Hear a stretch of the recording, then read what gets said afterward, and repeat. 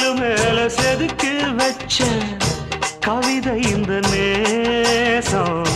இப்பிறப்பும் எப்பிறப்பும் தொடரும் இந்த பாசம்.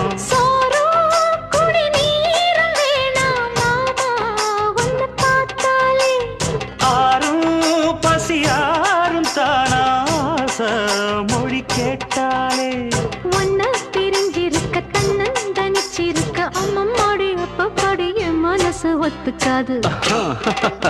செந்தூர பாண்டிக்கோரு சோடி கிளி கூட